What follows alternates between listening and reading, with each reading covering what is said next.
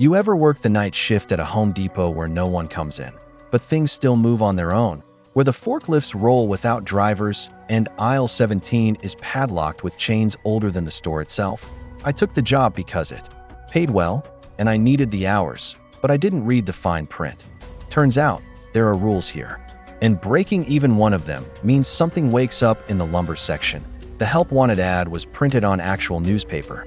That should have been my first red flag. IT was wedged into a copy of the Concordia Sentinel, crumpled and left on the windshield of my rusted-out '03 Ford Ranger like some twisted invitation. Now hiring. Overnight supervisor. Home Depot. Franklin Parish. High pay. Quiet nights. Must follow rules. There was a number. No email. No website. No HR listing. Just a number with a 318 area code and the words, "Inquire after sunset." I'd been out of work for 3 months. Construction had dried up after the floods. FEMA came and went. The only things left behind were moldy homes and silence. So, when I dialed the number at 7:03 p.m., sitting in my truck outside the crickets-choked ruins of my last job site, I didn't expect anyone to answer, but they did, and they already knew my name. Jesse, the voice said, "Be at the Home Depot off Route 4 at 9 o'clock. Do not arrive early. Do not be late. Park in the 4th space from the end. Enter through receiving." The line went dead that I should have hung up. I should have taken that as a sign, but I didn't. I needed work that I told myself it was just some creepy southern tradition. Rural people get weird at night. That's what I'd always believed. It's how I rationalized the deep voice, the strange instructions, and the way the shadows under the streetlights seemed to stretch longer than normal as I drove to the store that night. Franklin Parish's Home Depot wasn't even on Google Maps.it looked normal from the outside, except for the flickering sign that glitched in and out like a bad VHS tape trying to rewind itself. It was old, too. The kind of old where the paint doesn't chip, it peels like dead skin. The parking lot was completely empty except for one other car, an ancient black Buick with no license plate that I parked in the 4th space from the end, just like the voice said. The air was thick with the smell of pine and something sour, like wet mulch mixed with rot. The receiving door opened on its own, and an old man in a graying orange apron stepped out. He didn't say anything for a long while, just stared at me with cataract-glazed eyes, his name tag reading Roy since 1987. "You read the list?" he finally asked. I blinked. "What list?" Roy sighed. Then he handed me a laminated card, the kind you'd expect to see emergency codes printed on, but this one didn't have CPR steps or tornado warnings. It had rules, stop sign strange rules for night supervisors, Home Depot, Franklin Parish, Louisiana, clock in at exactly 9:03 p.m. No earlier, no later. Do not, under any circumstances, enter aisle 17. The chain is not for aesthetics. If you hear knocking from inside a locked cabinet, do not open it. Walk away. Quickly. The mannequin in the paint department is not a mannequin. Don't look at it too long. Every hour on the hour, scan the security monitors. If you see yourself on any screen, shut it off immediately. If you see Roy again after midnight, run. He's not Roy anymore. At 2:33 a.m., the garden center. Lights will flicker. Someone will whisper your name. Do not respond. At 4:04 a.m., if the forklifts start moving, leave the warehouse floor and hide in the break room. Lock the door. Do not come out until the store music returns. Never talk to the customer who walks in at 5:17 a.m. He always wears a yellow raincoat. He's not real. Leave through receiving. Always. Never use the front doors. Ever. I laughed out loud. Is this some kind of employee hazing? I asked. Roy didn't laugh. He didn't blink. You follow the rules, he said. You'll make it to morning. And then, without another word, he walked away, straight into the lumber section. I heard his boots echoing through the warehouse, and then nothing. Silence, the kind of silence that makes your ears ring. The kind that feels like something is listening. I clocked in at 9:03. The punch-in terminal made a high-pitched scree sound instead of the usual beep. Then the store lights flickered. Only the main aisle remained lit. The rest of the warehouse went dim, the shelves towering like steel tombstones around me, and the speakers kicked on with distorted elevator music. A warped version of Build Me Up Buttercup began to play. That's when I noticed it. Aisle 17 was chained. Rusty, thick black chains bolted into the concrete, with "Do Not Enter" signs spray painted in crimson. But something was moving behind them. Lumber doesn't sway like that I didn't believe the rules, not at first. Not until I saw the mannequin. Blink.it was 11:12 p.m. I was doing my rounds, walking past the paint displays, when I noticed it. A life-sized model wearing a Home Depot apron, positioned right near the bare color samples. I could have sworn it hadn't been there before. Its head turned a fraction. Just a twitch. I stood frozen. The fluorescent lights above buzzed louder. My shadow stretched unnaturally long behind me, curving toward the base of the mannequin like it was being pulled. And then I saw it. It blinked. Once. Slowly. Its lips were sewn shut with wire. I turned and walked away. Fast. I didn't even run. I remembered the rules. Rule number 4. Don't look at it too long. By midnight, the security monitors started glitching. Fuzzy white lines danced across the screens in the back office. I leaned in to adjust the knobs, trying to make out what I was looking at, and froze. On camera 3, the one pointed at the lighting aisle, I saw myself, standing perfectly still, staring directly at the camera, but I wasn't in that aisle. I was in the office. I shut off the monitor so hard the whole panel sparked. That was my first night. And I barely survived. I made it to sunrise only because I followed the rules, at least most of them. I thought that would be enough, but I'd learned soon enough. Every rule has a reason. And sometimes, the rules change. My second night began with rain. Not just a drizzle, but a deep, relentless downpour that pounded the roof of the Home Depot like war drums. The parking lot shimmered with water, reflecting the distorted orange glow of the building's flickering sign. I watched the storm through my windshield, my wipers doing little to clear the torrents of rain. It was 8:54 p.m. And I was afraid to go in. You'd think after surviving that first shift, I would have run for the hills. But fear, as I'd learned, doesn't outweigh desperation. My rent was overdue. My truck was one repair away from death. And somewhere deep in my gut, I needed to know the truth behind this place. What was really happening in that store? What was locked behind aisle 17? What the hell was that mannequin? At 9:02, I stepped into the downpour and made my way to the receiving door. Just like before, it creaked open on its own. The warehouse was quiet, too quiet. The smell hit me first, like burnt copper and mildew. Like something had been wet and rotting for years. I clocked in at 9:03 sharp. The terminal let out that same high-pitched screech, and the overhead lights hummed to life. Except tonight, they felt dimmer, more faded. The orange glow seemed darker, like the air itself was thicker. The laminated rule sheet was still sitting on the desk in the back office, weighted down by a roll of duct tape. But tonight, a new line had been scribbled in at the bottom in red. Ink, 11. If he speaks this time, do not answer. That was IT'd NO's signature. No context. I stared at it for a long time. He? Who was he? And then I remembered rule number 9. Never talk to the customer in the yellow raincoat. I didn't want to believe it was connected. I needed to believe it wasn't connected. But deep down, I knew. He was coming tonight. The first few hours passed in silence. I kept my rounds tight. Main aisles only. No wandering. No curiosity. I passed aisle 17 once around 10 p.m., and the chains looked more twisted than before. Like something had been pulling at them from the inside. Something that wanted out. The mannequin wasn't in the paint department anymore. It had moved. Now it stood at the end of the lighting aisle, its head tilted toward the ceiling, its mouth still sealed shut with wire, but somehow smiling. I didn't go near it. I kept my flashlight low and my footsteps soft. I told myself I'd make it to morning. But then, 5:17 a.m. came. I was in the lumber section when I heard it. The front door opened, even though I knew it shouldn't. Even though the rules were clear. Never use the front doors. IT wasn't supposed to be unlocked. IT wasn't supposed to even exist in this place after hours. But the store's PA crackled. The music stopped, and from the shadows near the checkout lanes, I saw him. He stood with his back turned, wearing a tattered yellow raincoat soaked from head to toe.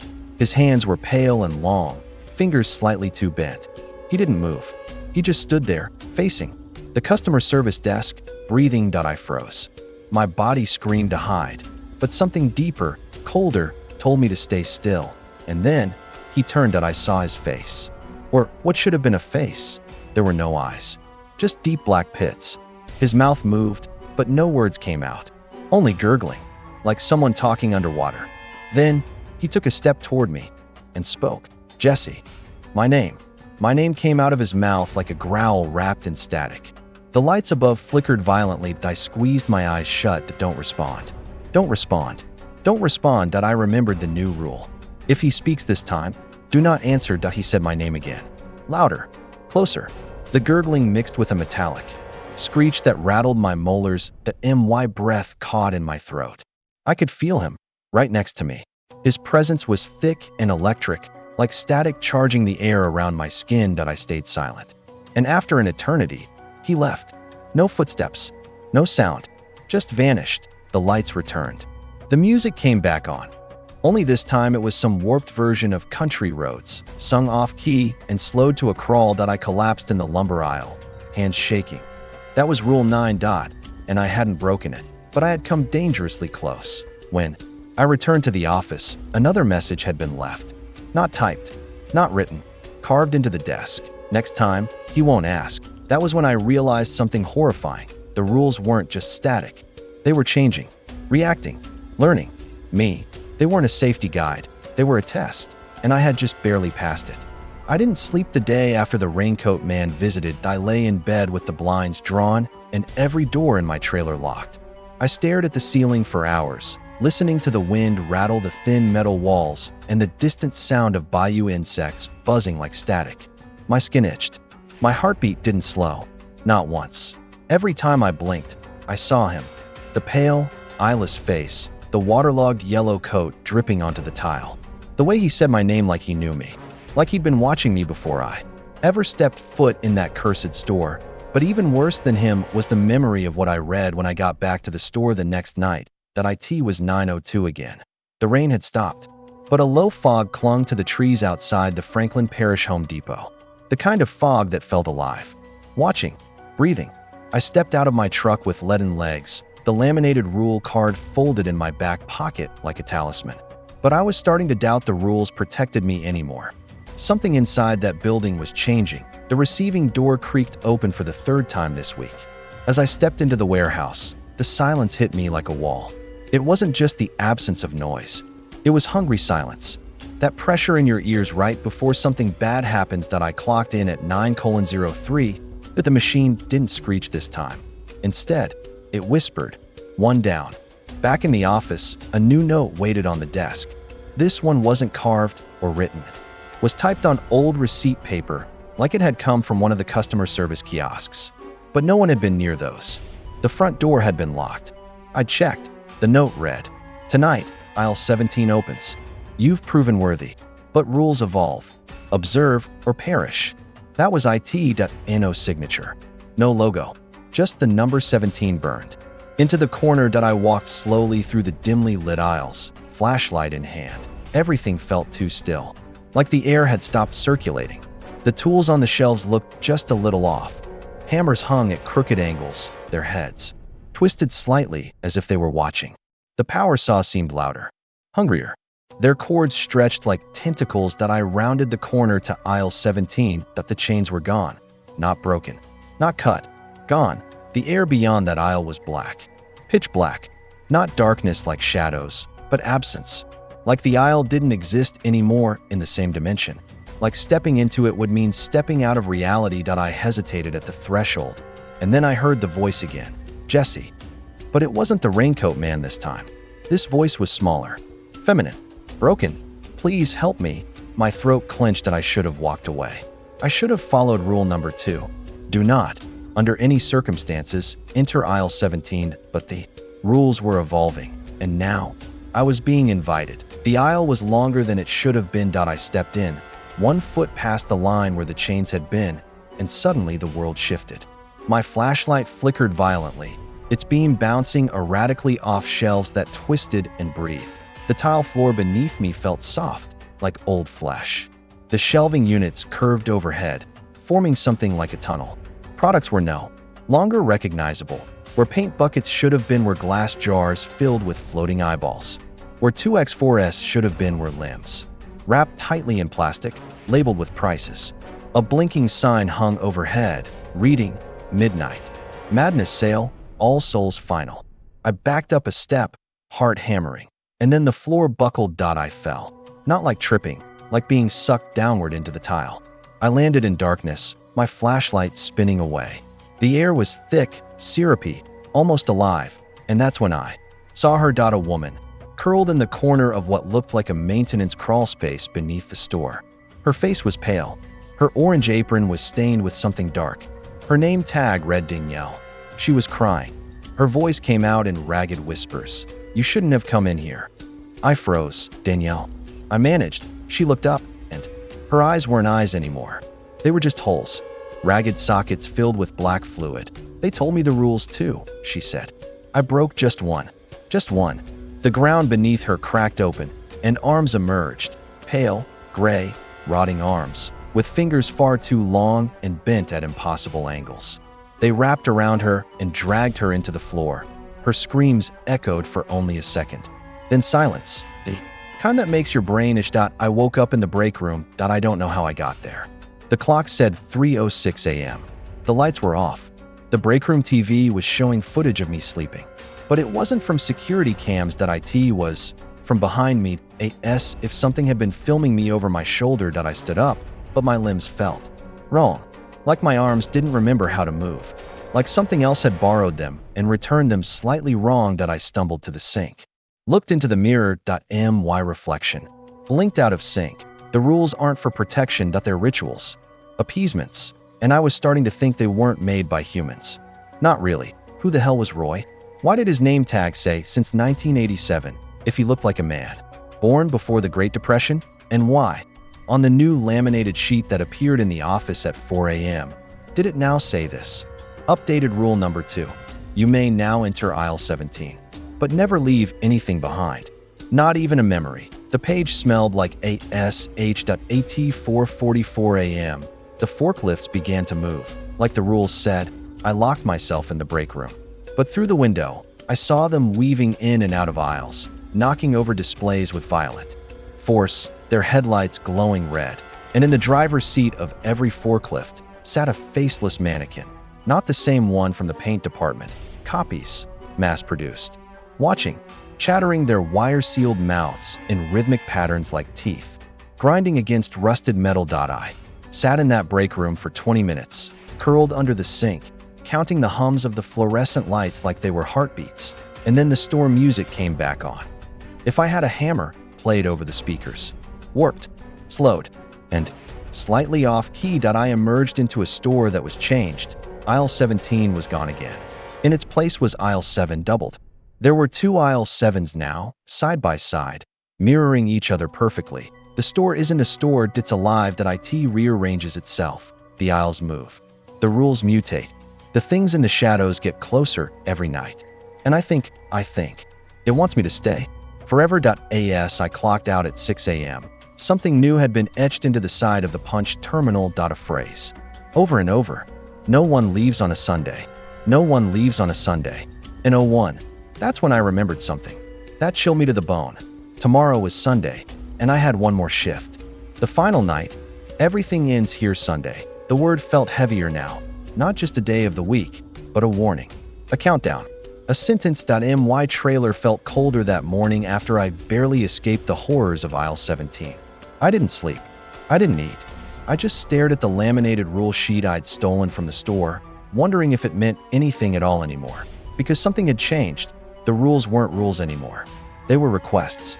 Demands from something deep beneath that Home Depot. Something ancient. Something that spoke through mannequins, rearranged aisles, whispered my name through forklifts and security monitors. And now it wanted more. At 8:59 p.m., I sat in my truck outside the store and thought about driving away. But there were 3 reasons I didn't. Point 1. The dreams. Every time I closed my eyes, I saw Danielle again. The girl dragged into the tiles under aisle 17. Her face melting. Her voice still echoing. You shouldn't have come in here. 2. The call. At exactly 8:43 p.m., I received a phone call. Unknown number. The voice on the other end wasn't human. Not exactly. It sounded like something imitating a human voice through shattered glass. All it said was, if you don't finish what you started, we'll come to you. And 3. When I tried to start the truck, it didn't start. Battery fully charged. Gas tank full. No sound. No turnover. Not even a click. The store had already decided. I was coming inside. 09:03 p.m. I stepped through, receiving for the final time. Except this time, the door locked behind me. I heard the bolt slide into place on its own. No Roy. No welcome. Just the store breathing. The walls were darker now. The floor slightly sticky, like walking on congealed blood. The overhead lights buzzed like a swarm of hornets. And then, something new. A chime. Like the start of a retail announcement. But the voice on the PA wasn't corporate. IT wasn't even alive. IT rasped. Welcome to your final shift, Jesse. Your loyalty is appreciated. You will not survive the night. I ran straight to the office. The security monitors were glitching again, static swarming every screen. But in one of them, I caught a glimpse of something that made my stomach twist into knots. Roy. Except it wasn't Roy anymore. His apron was gone.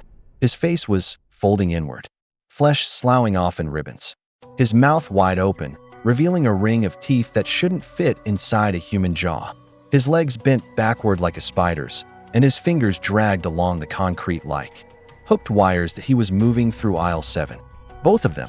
Looking for me. A new set of rules had been taped to the desk in red ink. But these weren't safety rules. They were more like challenges. Drop of blood, final night guidelines. Do or die. Drop of blood. Enter aisle 17 again. Bring nothing but the receipt scanner. Find the hatch. You'll know it when it bleeds. Go below. Stay silent. You'll hear your own voice whispering. Don't follow it. If you see Roy again, say his real name to stop him. You only get one try. Make it to the furnace by 4 a.m. Do not look inside it. Just feed the item. You'll know what it is. Leave through the front door. Only then. Not before. Not after. No one escapes Sunday. But you might survive it. I didn't understand half of it. But I knew this. Roy wasn't just an employee. He was something older. A caretaker of this place. And I was his replacement. Red triangle pointed down. 10:15 p.m. Aisle 17 reopens. Red triangle pointed down. The aisle was back. And this time it wasn't trying to hide. The entry was wide open, lit by overhead bulbs that swung like gallows ropes. The products on the shelves were moving, saws twitching, paint cans leaking blood, screwdrivers spinning in midair. I carried the receipt scanner in one hand like a weapon, the light flickering. And then I saw it, the hatch. At the end of the aisle. Right where the flooring sign used to be. A square cut into the tile, pulsing, like a wound. Blood leaked around its edges. Not fast, but steadily. Like the store itself was bleeding. I scanned the hatch. Beep. The floor clicked. Then opened. And a smell hit me so strong I dropped to my knees and vomited. It smelled like death. Like centuries of rot. Like old bodies still screaming. I descended into the crawl space. But it wasn't a crawl space. Not anymore. It was a cathedral. A massive, dark cavern beneath the store, filled with shelves stacked with human remains. Old orange aprons wrapped around skulls. Bone cages. Pale mannequins half melted and whispering. And in the center was the raincoat man just standing. There, arms spread. Behind him, a furnace. Tall, rusted, glowing faintly. My voice came from the side. Jesse, help me. I turned. It was me. Another version of me, pale and blinking, face twitching like a corrupted video. It mimicked every movement, but just half a second behind. A delay, like a copy trying to catch up. Jesse. I remembered rule 3. You'll hear your own voice. Don't follow it. Oh, I didn't. I ran. Red triangle pointed down. 3:33 a.m. The furnace. Red triangle pointed down. The raincoat man stood in front of it. Silent, waiting. In his hand, he held an item wrapped in burlap. Without speaking, he extended it toward me, and I understood. This was what the furnace wanted. What had to be fed. I took it, shaking. It squirmed. I couldn't see its face, but I felt it watching me. Whatever was inside this thing was wrong. Heavy, vibrating with something like hunger. I tossed it into the flames. The furnace screamed. The walls shook. The raincoat man began to unravel, his coat burning, face melting into static and teeth and nothing. Red triangle pointed down. 5:59 a.m. The front door. Red triangle pointed down. I stood before it. The laminated rules said only now could I leave. I did. I stepped outside. The door slammed shut behind me. The sky was red. The parking lot empty. And my truck was gone. In its place was a new vehicle. A black Buick. The same kind Roy used to drive, and inside it, on the dashboard, was a brand new laminated card. New employee, Jessa position. Overnight manager status. Permanent congratulations. You have been accepted. It's been 12 days since I escaped the store. At least, I think I escaped that I don't sleep anymore. Not because I don't want to, but because I can't. Every time I close my eyes, I see fluorescent lights, orange aprons, flickering monitors, and Roy's face. What was left of it, melting like wax in the furnace glow. There are nights where I wake up drenched in sweat, standing in my hallway, holding a receipt scanner in my right hand. I live in Monroe now, about 80 miles north of Franklin Parish. A buddy let me crash at his place until I can get back on my feet. But how do you get back on your feet when the floor beneath reality is cracked wide open? How do you go back to being a normal man when you've seen what breathes beneath? Aisle 17. You don't know. I've tried researching that store. No records. No public listings. Even Google Earth doesn't show it anymore. Like it was wiped from existence the moment I walked out. I even drove down to where it should have been last week, just to be sure I hadn't imagined the whole thing. You know what I found? A swamp. Not a parking lot. Not a building. Just bog water, Spanish moss, and the skeletons of shopping carts half sunk in the mud. That's when I realized. The store moves. It doesn't sit on land. It burrows. Shifts. Waits. I've been keeping a journal, trying to piece everything together. Because I'm not the first one this happened to. I know that now. A few days ago, a package arrived. No return address. Just a faded orange box covered in duct tape. Inside were 3 items. An old photo, black and white, showing a Home Depot employee team from 1986. All smiling, all wearing aprons. And standing dead center, Roy. Same age, same dead eyes. A cassette tape, labeled Recording, Night Shift, T. Carson. And finally, a burned scrap of that same laminated sheet I used to carry. Except this one had a rule I'd never seen before. If a new store opens within 100 miles of the last, it needs a manager. The last survivor becomes the recruiter. I dropped the sheet because deep down, I understood what that meant. That it's not over. It never was. That place didn't just test me. It changed me. And now, I think it's using me. I've been getting phone calls. Blocked numbers. Always the same message in a mechanical voice. You know the rules. You know the layout. We open again soon. 7 days later, 3:03 a.m. I wake up to find I've driven somewhere in my sleep, that I'm parked in front of a construction site. The sign reads, "Coming soon, Home Depot Supercenter, now hiring night staff," and stapled to the fencing is a help wanted ad. It's the same one I found in my windshield months ago, crumpled, yellowed, with one line in bold, "Must follow rules." My hands tremble, not from fear, but from familiarity. I look in the rearview mirror.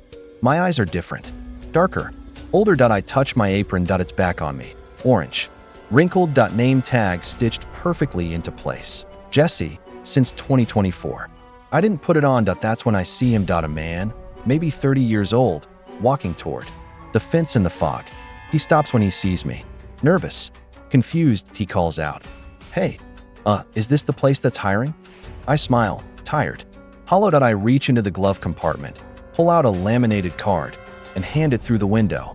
"Yeah," I say, "this is the place. You just gotta follow the rules." Warning: final laminated rules, recruiter copy. Warning: always smile when handing them the rules. If they hesitate, remind them of the pay. Do not let them leave once they read it. If they ask about the raincoat man, lie. If they mention aisle 17, the store has chosen them. The interview begins at 9:03 p.m. sharp. Never forget, we never closed. I drive off into the mist, the radio crackling to life. A familiar song plays. But now it's not warped, it's clear. Sharp. Almost joyful. Musical note. If I had a hammer, I'd hammer in the morning. Musical note.